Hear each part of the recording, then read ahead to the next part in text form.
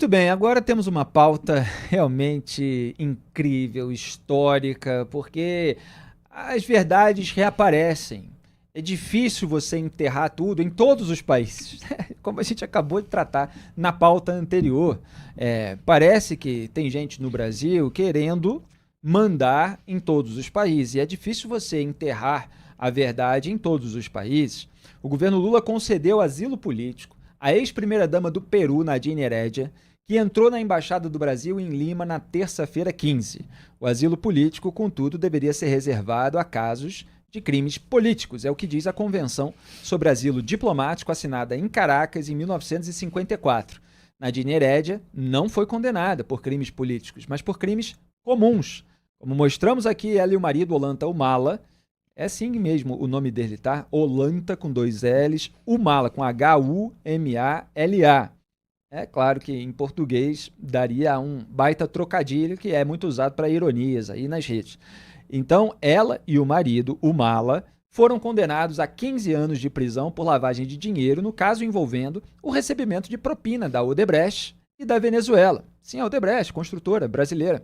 Na terça-feira 15, a presidente do Peru, Dina Boluarte, concedeu um salvo-conduto a Nadine Heredia e a seu filho mais novo, Samin, permitindo que a ex-primeira-dama deixe a embaixada brasileira em Lima e viaje ao Brasil, onde recebeu asilo diplomático. Em comunicado, o governo peruano informou que Nadine solicitou asilo com base na Convenção sobre Asilo Diplomático de 1954. Segundo o Ministério das Relações Exteriores do Peru, Nadine entrou na sede da Embaixada Brasileira antes da divulgação da sentença. Na tarde dessa quarta, o Itamaraty confirmou a concessão de asilo diplomático para a ex-primeira-dama do Peru, que chegou ao Brasil em um avião da FAB, da Força Aérea Brasileira. Na leitura da sentença, feita pelo terceiro juizado penal colegiado nacional, a juíza Naiko Coronoado Salazar detalhou os delitos de Nadine Heredia. Podemos señalar que, en efecto, vamos a ir, en relación a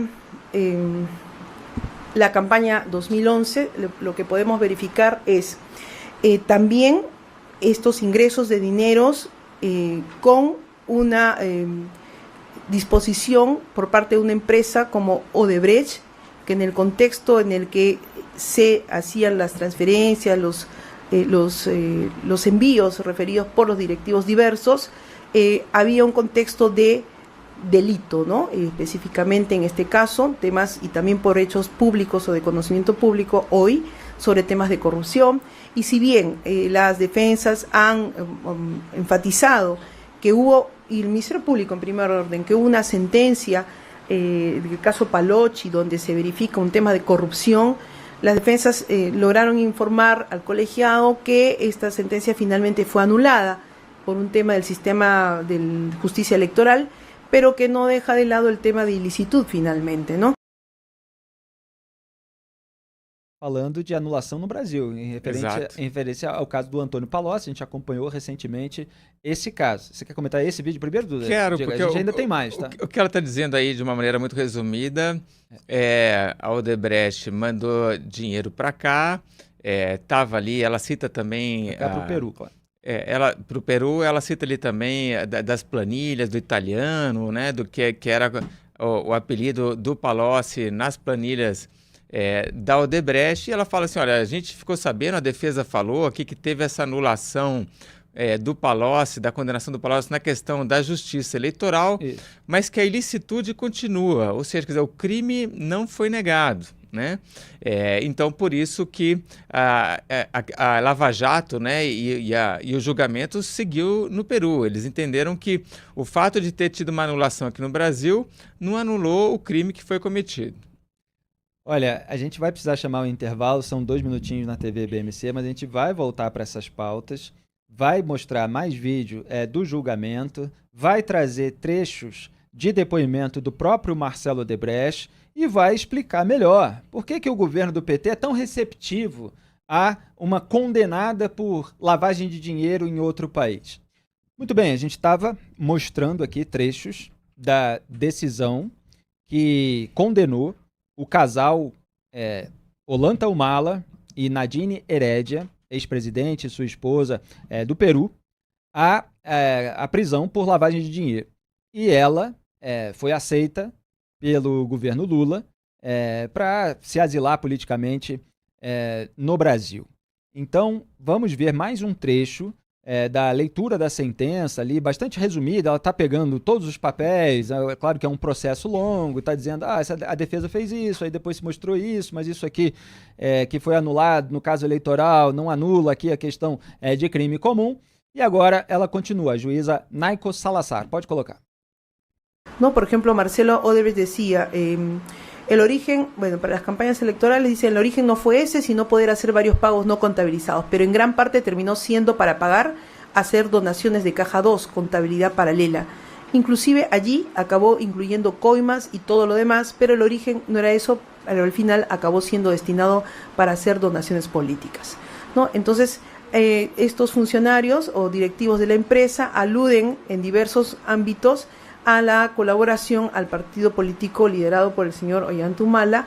Por ejemplo, Luis Antonio Mameri, que es el que representaba a la empresa a nivel latinoamericano, él señala que el señor Odebrecht le dijo que había que hacer este aporte y él afirma, o en todo caso su declaración leída, que él autorizó, pero que sintió cierta renuencia del señor Jorge Barata, ¿no? Porque decía Barata, y también lo hemos escuchado, no era pues un tema de apoyo a una candidatura que no tenía más bien el respaldo del empresariado en ese momento, era más bien lo contrario, ¿no? Y que no era de la opinión que se abonara un apoyo a esa campaña del 2011 acá en Perú para el señor Ollanta. Sin embargo, refieren estas personas, tanto el señor Mameri, el señor Odebrecht como el señor Barata, que se realiza una llamada telefónica, ¿no? En la que el señor Odebrecht le dice, no, esto no es una consulta, acá no es, más palabras menos, no es para que opinen, esta es una orden y punto, ¿no? Y había que cumplirse la orden y con la reticencia del señor Barata, él lo afirma, tuvo que cumplir. Y el señor Barata es prácticamente quien alude a que han entregado recursos para el señor Ollanta, precisamente o especificamente a través de la señora Nadine Heredia. Olha, muito interessante, Duda Teixeira, esse trecho que você separou em vídeo para o nosso Papo Antagonista, porque ele casa perfeitamente com os prints que eu vou mostrar daqui a pouco da colaboração do Marcelo Odebrecht, com trechos transcritos daquilo que ele falou em depoimento. E eu já identifiquei aqui alguns nomes que a Naiko Salazar mencionou, ela mesma citou ali o cargo, mas vai ser importante para depois entender o Marcelo Odebrecht, que o Mameri era diretor aí latino-americano da Odebrecht, e você tinha o Jorge Barata, que era o diretor da Odebrecht no Peru. Então, como ela diz, Duda, você pode explicar melhor, havia...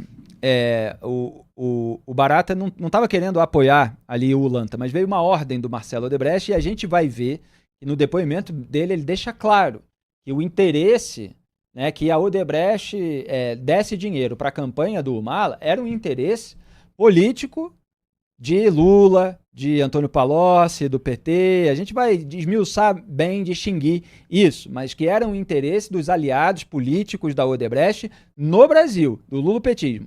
Exato, o Jorge Barata era o homem da Odebrecht lá em Lima, no Peru, que era muito bem relacionado com os empresários do Peru.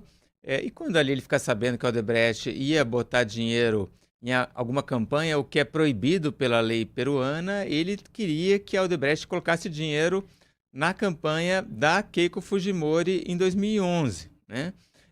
Só que aí... Adversária. Que era adversária, e perdeu em 2011, a Keiko Fujimori. E aí o Marcelo Odebrecht fala, não, esse dinheiro é para ir para o Ollanta Humala, né? E ponto, né? Você não quero discussão.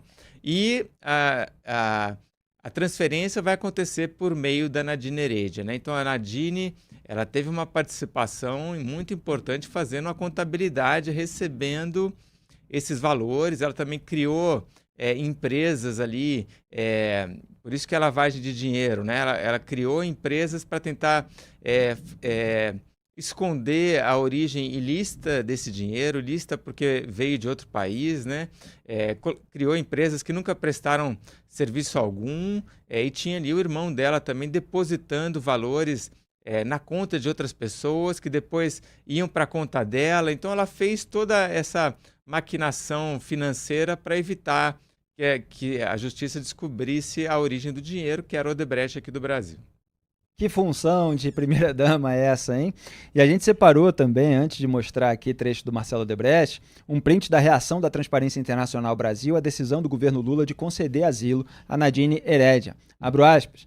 Depois de exportar corrupção para a América Latina e África, o Brasil agora exporta impunidade.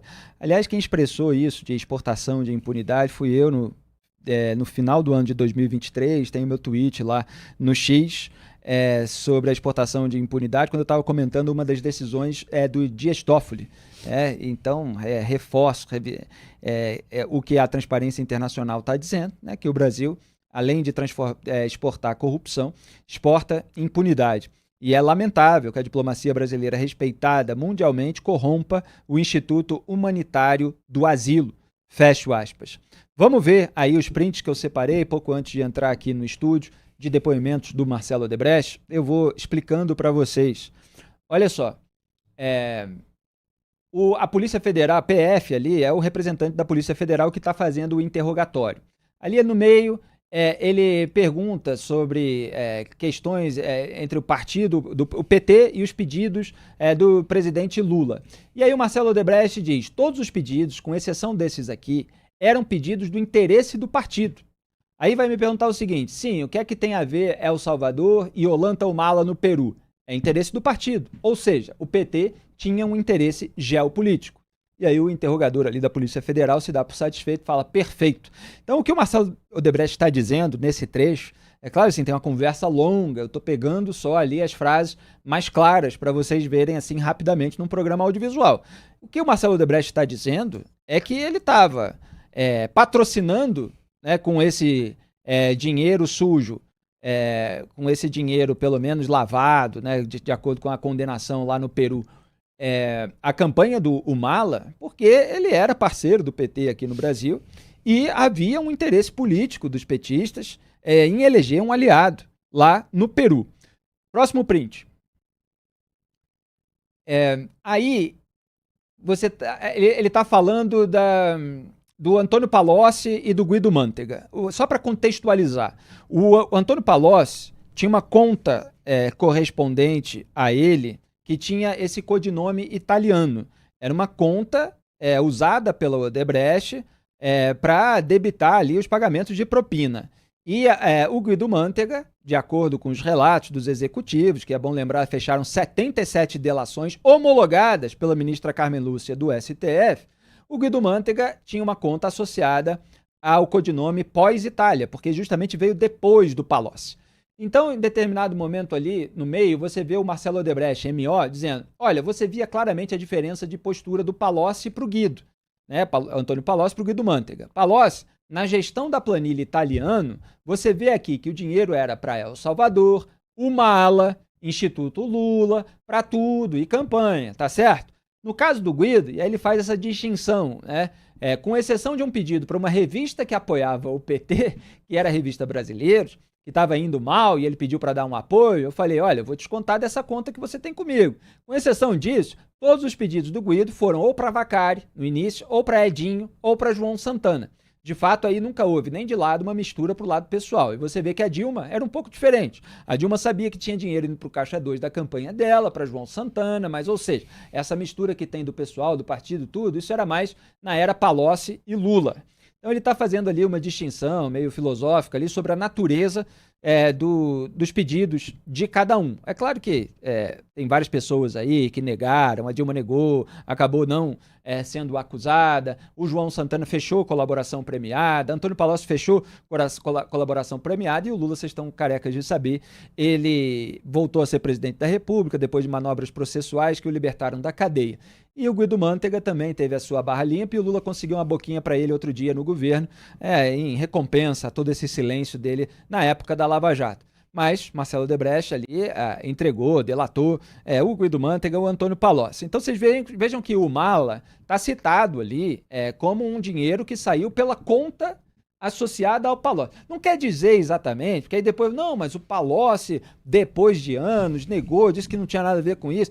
Não quer dizer exatamente que o Palocci levou o dinheiro. Quer dizer que o Marcelo Odebrecht disse que o dinheiro que estava indo para o Peru, ele estava associado lá na contabilidade do setor de operações estruturadas da Odebrecht, que foi conhecido como Departamento de Propinas, estava associado à conta dele, a conta do italiano, a conta de Antônio Palocci. Próximo print. Aí ele cita o Mameri, né, que é o Luiz Antônio Mameri, que era esse diretor latino-americano, porque o policial federal estava perguntando sobre um e-mail enviado pelo Luiz Antônio Mameri, que estava associado ali, os e-mails foram todos compilados, né, na documentação do processo. E aí o Marcelo Odebrecht confirma, esse foi para Mameri, esse foi o assunto de Ollanta Humala, quem tinha coisa no Peru, que estava apoiando a campanha de Ollanta Humala, era o Garreta, e Garreta era amigo de Júnior. Aí ele começa a falar daquelas pessoas que estavam envolvidas, e no final ele fala assim, olha, então eu falei, quando mencionar o amigo de Júnior, que é o Garreta, que o acerto do evento, que o tal do Ollanta Humala foi com o italiano amigo, que é o italiano e Lula e meu pai, e não com o PT. Ou seja, eu disse, Mameri, quando você falar com o Garreta, diga que o acerto para a campanha de Humala foi com o Palocci e Lula, e não com o PT. Então era a distinção que ele estava fazendo, mas tudo isso era o núcleo do lulopetismo, né? Mas ele tinha uma divisão ali, o que é o do partido, o que vem de pedidos individuais das pessoas ligadas àquele governo. Muito bem, eu vinha mostrando aqui prints com trechos da colaboração premiada de Marcelo Odebrecht, em que ele citava os pagamentos feitos para a campanha de Ollanta Humala no Peru. Ele que acabou condenado nos últimos dias pela justiça peruana, junto com a sua esposa, a Nadine Heredia, agora com asilo político no Brasil, graças à parceria do governo Lula com essa turma. E é uma parceria que, de certa forma, estava sendo mostrada pelo Marcelo Odebrecht à Polícia Federal. Vamos ao próximo print? Continuando aí, olha. A Polícia Federal continua a perguntar para o Marcelo Odebrecht explicar, e ele fala ali, pois só ele, italiano e amigo de meu pai, sabem. Isso aí é um trecho de um e-mail em que o Marcelo Odebrecht falava isso. Então ele está repetindo o que ele próprio tinha escrito para explicar o conteúdo daquele e-mail.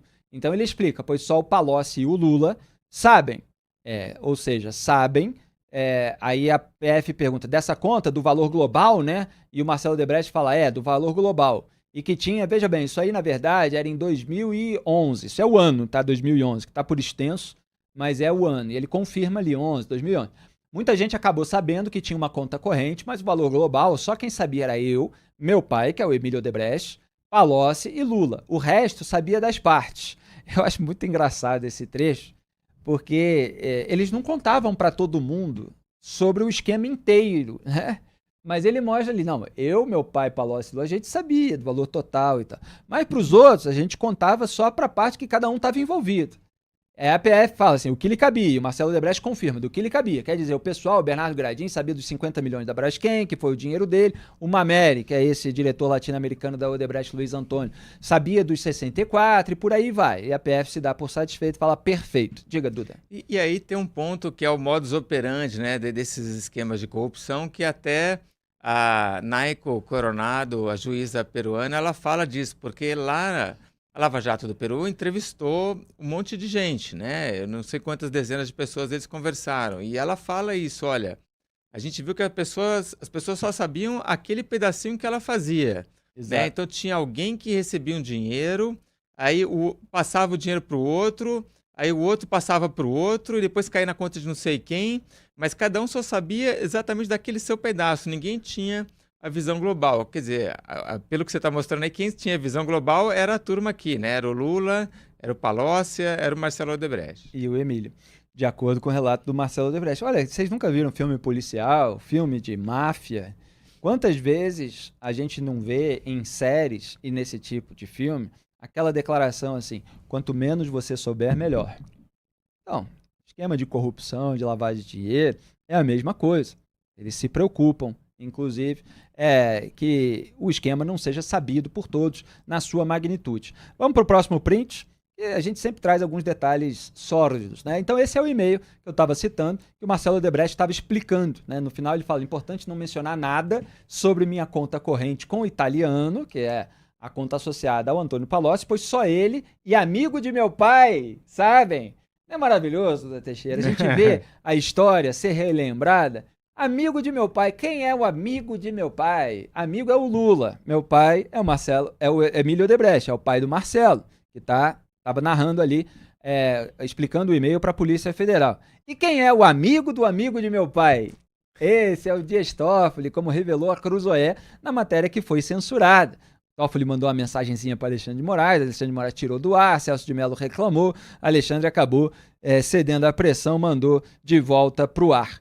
Então, os codinomes, vocês vejam que eles eram usados com frequência nos e-mails internos. Próximo print. Olha, isso aí é um trecho que eu peguei da alegação final da defesa do Marcelo Odebrecht. Então, está atestando ali que o ex-presidente Lula, isso é a alegação final do Marcelo Odebrecht nos seus depoimentos, tinha conhecimento da denominada planilha italiana e a existência do pacto de sangue assim referido por Antônio Palocci. Vocês lembram que o Palocci disse, isso está em vídeo, que havia o pacto de sangue do Lula com a Odebrecht? Nesse sentido, para além do que o colaborador já havia esclarecido e corroborado em ações penais anteriores, em especial a referente ao Instituto Lula, vídeo e e-mail de 21 de junho de 2011 para Luiz Mameri, que é aquele que a gente acabou de ver, só ele e amigo de meu pai sabem, referente a um débito. Esse que é o ponto, olha, débito de 3 milhões de dólares na planilha italiano, conforme relatado pelo colaborador em seu anexo 4.2.5, entre aspas, programa OH, era o nome, que é Olanta Humala, as iniciais, doação para a campanha presidencial no Peru a pedido do PT. Então você tem ali o título. E o e-mail de 23 de agosto de 2010 para Branislav Conti, assessor de Antônio Palocci, poucos meses antes das obras de reforma do sítio de Atibaia. Tudo se conecta. É tão maravilhoso lembrar aquela época, né? Pois é, vocês sabem tudo o que aconteceu depois. Próximo print. Já está acabando. Olha, tem mais um trecho aí das alegações finais do Marcelo Odebrecht. Então ele cita o trecho do interrogatório. O juiz falou, depois programa OH, e aí o Marcelo Odebrecht, Olanta Humala, ele está traduzindo, né, que é as iniciais do ex-presidente do Peru. Foi um pedido, aí o juiz pergunta, não precisa entrar, o juiz na verdade interrompe, e isso é interessante, né? Não precisa entrar em detalhes também sobre essas questões externas aí. E isso aparece em vários depoimentos quando o assunto aborda o Peru, porque não é uma investigação daquele juiz, não é daquele inquérito, era algo que estava sendo investigado no Peru, e está sendo concluído agora. Também foi um pedido do Palocci, Marcelo Odebrecht, também, ou autorizado por ele. É o que eu falei, às vezes se tenta negar, mas o Palocci disse, ou o Palocci não mencionou e tal, mas o Marcelo Odebrecht mostrou que isso foi um dinheiro que veio da conta italiana associada a Antônio Palocci. Próximo ainda tem? Isso na verdade, vinha antes, né? É só para mostrar que são os esclarecimentos da defesa do Marcelo Odebrecht sobre os autos, e aí estava destacando esses que eu acabei de ler. Algo mais? Entre aqueles trechos que eu separei, ainda tem esse aí. Você vê Marcelo Odebrecht falando, você vê que a conversa com o Palocci sobre campanha acaba em 2011. Olha só, com os restos a pagar, digamos assim, de João Santana, que assessorava a campanha lá do Humala, de Olanta Humala. E a partir daqui só entra com esse pedido do Instituto Lula, que tem Olanta Humala especificamente. Aí a PF, mas aí ele começa a falar de outras coisas, porque ele está dizendo que, olha, a relação com o Palocci foi até 2011 e acabou ali com esses pedidos, com esses pagamentos relativos a Olanta Humala. Aí depois veio a relação com o Guido Mantega, e aí ele fala da campanha do Haddad de 2012. Tem algo mais, produção? Aí também se fala do Olanta Humala, a PF pergunta, falando que na tabela 11, 12 e 13 tem lançamentos, aqui ó, italiano, eleição Peru. Então você tinha os documentos, os comprovantes, né? Você está sendo... esse interrogatório foi feito com base material, coletada pela investigação. E o Marcelo Odebrecht confirma, foi exatamente esse aqui, campanha nacional, até aí foi o que eu achei. Então eles estão analisando os comprovantes, o material probatório e explicando que aquilo tinha a ver com esses pagamentos que geraram a condenação agora. Algo mais? o Marcelo Odebrecht confirmando que identificou no material probatório da investigação, nos prints do sistema MyWebDay, que era o sistema da Odebrecht, aqueles pagamentos na planilha italiana foram para Olanta Humala. Aí ele falou que mandou tudo para a PGR, Procuradoria-Geral da República. Eu, inclusive, descobri no MyWebDay a conta bancária que foram feitos os pagamentos para o Olanta Humala. Próximo. Não, é isso. Isso que eu coletei aqui antes do programa começar, para vocês verem que está tudo encaixado. Você tem material probatório, você tem a condenação na justiça peruana, porque a justiça peruana não é como o Supremo Tribunal Federal brasileiro.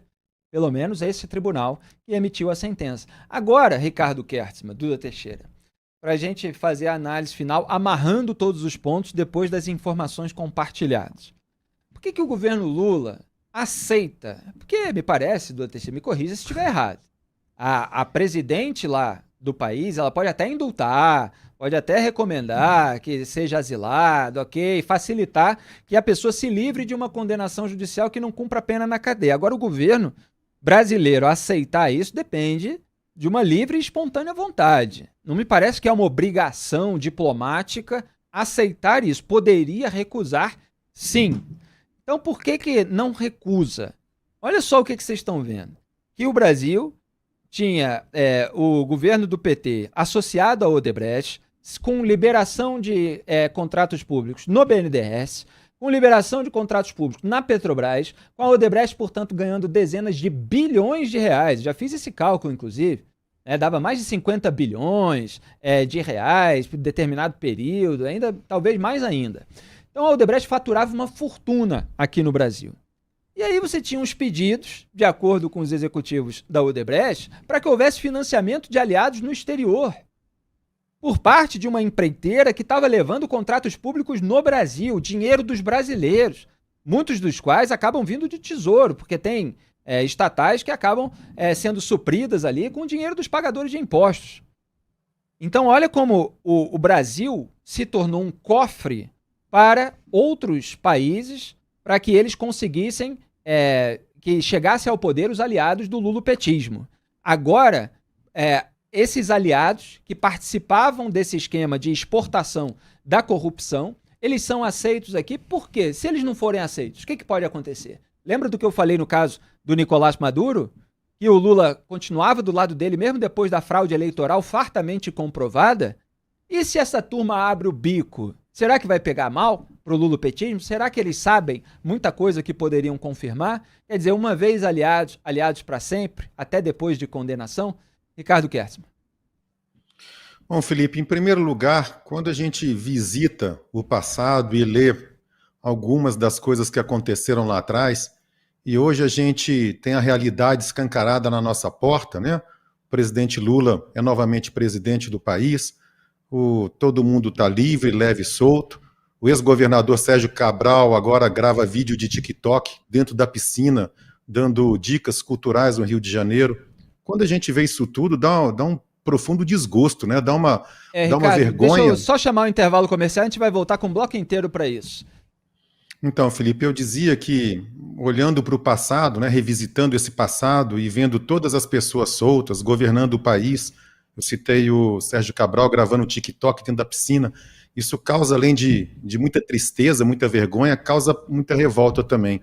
Felipe, aquela célebre frase que todo mundo usa, à torto e à direito, que diz que eles não esqueceram, eles não aprenderam nada, e eles também não esqueceram nada, cabe como uma luva aqui, né?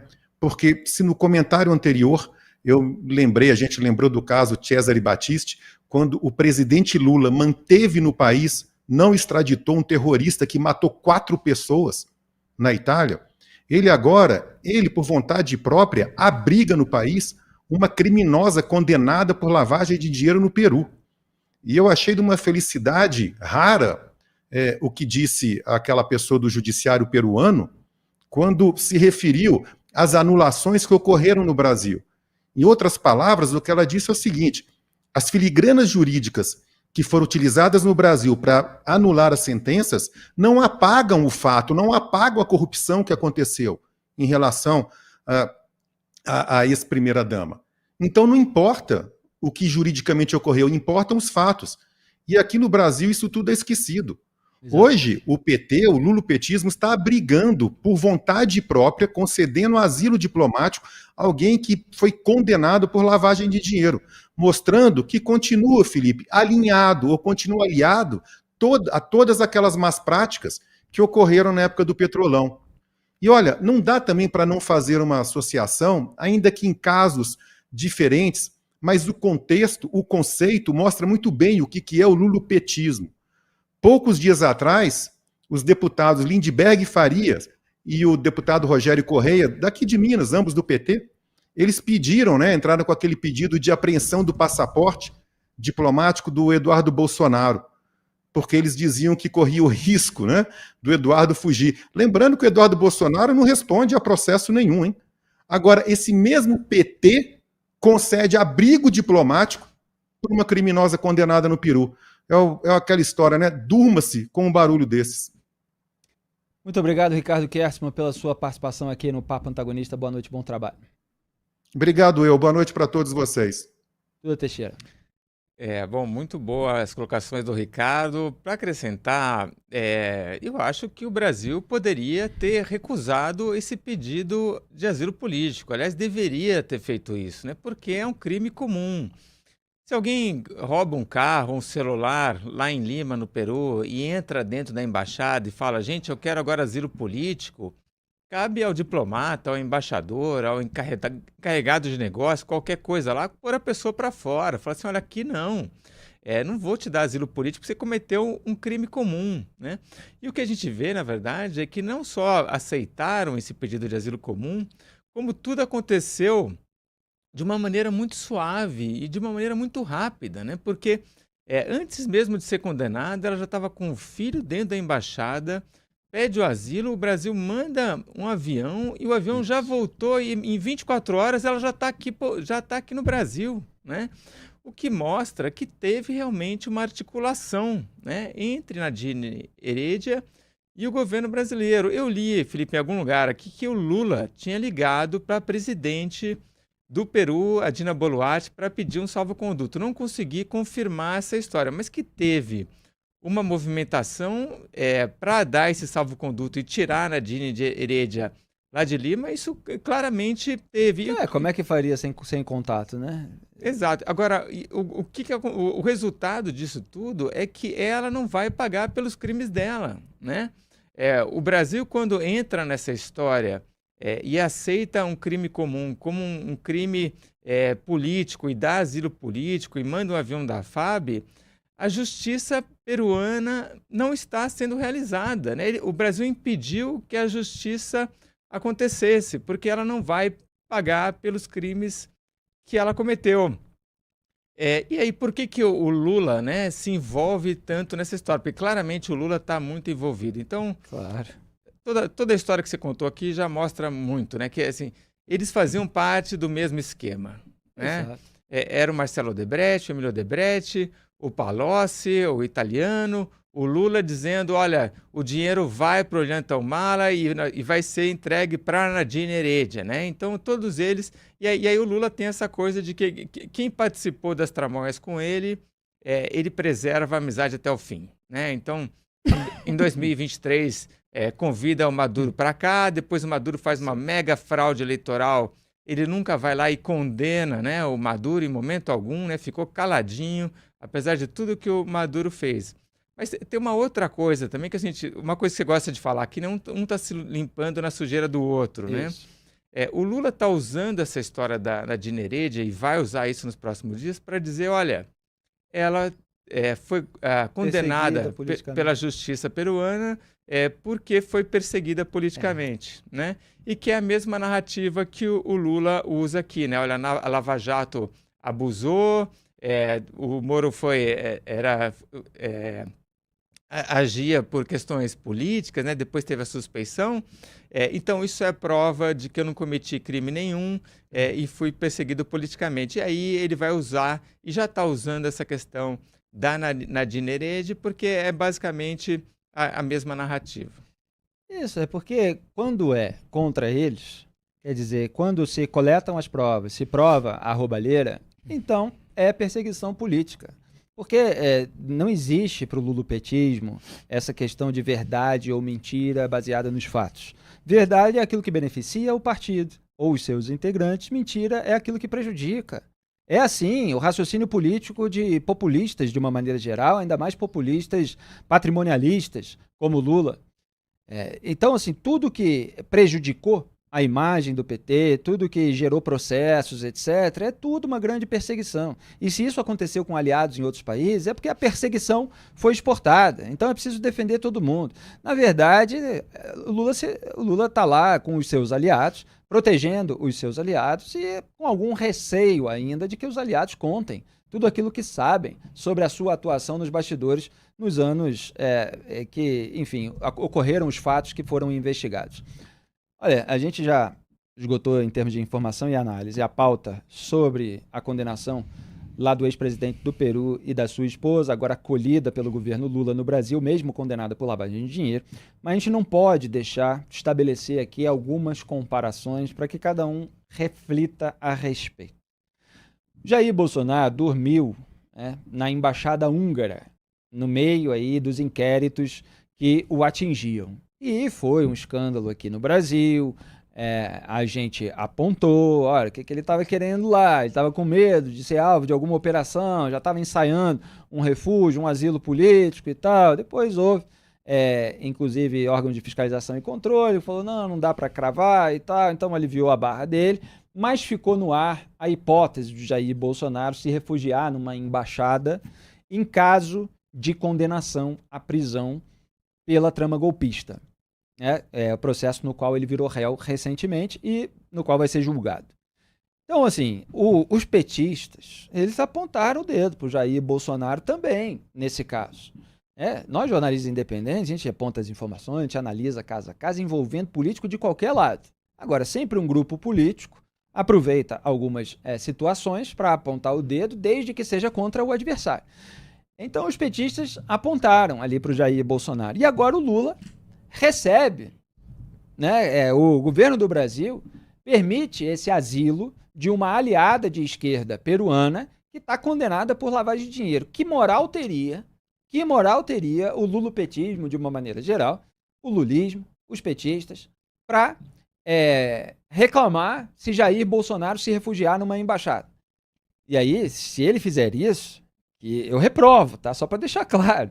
Eu vou dizer, olha, e ainda alegar, né? Porque é o que o bolsonarismo tem feito. Mas com eles aconteceu isso, com eles aconteceu isso. Então só falta se refugiar e depois apontar, mas eles também. Então, quer dizer, um vai se limpando na sujeira do outro. Um vai recorrendo aos mesmos métodos do outro. Não, isso não aconteceu ainda. Não estou julgando a princípio, só estou justamente criticando a hipocrisia lulista, a hipocrisia petista. A gente aqui vai criticar quem quer que seja condenado com as devidas provas e se refugie, a menos que seja um asilo político para pessoas que são efetivamente perseguidas por uma ditadura, como é o caso do Edmundo Gonçalves, candidato vencedor na eleição venezuelana, mas que teve que fugir para a Espanha porque o Nicolás Maduro ele fraudou eleitoralmente e ainda perseguiu a oposição e queria prender o procurador-geral, que é o Tarek ali, né? Eu esqueci aquele nome dele, né? O Saab, que estava lá ameaçando de prisão tanto o Edmundo Gonçalves como a Maria Corina Machado. Então, olha, você tem esses dois casos aí que fazem essa hipocrisia petista aparecer também. Duda queria fazer mais uma analogia com a Cristina Kirchner? Quero. Foram duas eleições em que teve a atuação da Nadine Heredia com lavagem de dinheiro. Uma foi essa de 2011, que foi os 3 milhões de dólares da Odebrecht, e a outra anterior é aquela em que o Ollanta Humala perdeu, e que foi dinheiro do Hugo Chávez, da Venezuela, para o Peru, né, para a campanha do Ollanta Humala. Quando os peruanos viram ali que o Humala estava se aproximando do Chávez, eles votaram no Alan Garcia e o Ollanta Humala perdeu. Mas o que é interessante dessa história e que sai na divulgação da sentença da juíza peruana é que ela fala que a Nadine Heredia e o Ollanta Humala iam até a embaixada da Venezuela, em Lima, e a casa do embaixador, e de lá eles saíam com malas, mochilas esportivas, malas de 10 quilos, carregadas com dinheiro. Tem 5 testemunhas que dizem que viram isso ou presenciaram e chegaram até a ver esses maços de dinheiro. Então, dinheiro, cash enviado da Venezuela para uma campanha em outro país para ajudar o candidato que era amigo do Hugo Chávez, né? E um parênteses, a Mônica Moura, a esposa do João Santana, que fez o marketing lá para a campanha do Nicolás Maduro na Venezuela, relatou em depoimento, e eu mostrei aqui no programa, tem o título do corte no YouTube, Por que Lula apoia Maduro? Os trechos da delação premiada da Mônica Moura dizendo, relatando em detalhes o recebimento de dinheiro vivo do próprio Maduro. Porque o Maduro tinha sido ministro lá na época do governo do Hugo Chávez, que o antecedeu, e era ele que entregava o dinheiro por fora para a campanha, para os marqueteiros da campanha. Então é o mesmo método reproduzido em outro país. E em 2007, então um ano depois dessa eleição no Peru, que teve interferência da Venezuela, em 2007, um avião de um empresário venezuelano é parado num aeroporto de Buenos Aires, e não sei porquê, ali em algum momento o pessoal da alfândega fala, olha, vocês estão trazendo esse monte de mala aqui, a gente quer essas malas passando pelo raio-x. A turma reclama, passa a mala no raio-x e aí aparece que estava cheio de dólar. Então, dinheiro, de novo, os petrodólares venezuelanos sendo mandados para ajudar um candidato que na ocasião era Cristina Kirchner. O que é isso tudo? É o Chávez interferindo com muito dinheiro, os petrodólares, que naquela época a Venezuela ainda era um país rico, antes dele destruir o país de vez, influenciando eleições na América Latina inteira, né? Os venezuelanos tinham até uma musiquinha para isso, né? Porque o Chávez falava que a espada do Bolívar, tinha até uma fábrica, né, de espadas do Simão Bolívar, que o Chávez viajava e ele dava uma espada do Simão Bolívar por onde ele passasse, e os venezuelanos cantavam uma musiquinha que era o talão de cheques do Simão Bolívar passeia pela América Latina, né? E é isso, com todas essas evidências que a gente vê que realmente aconteceu.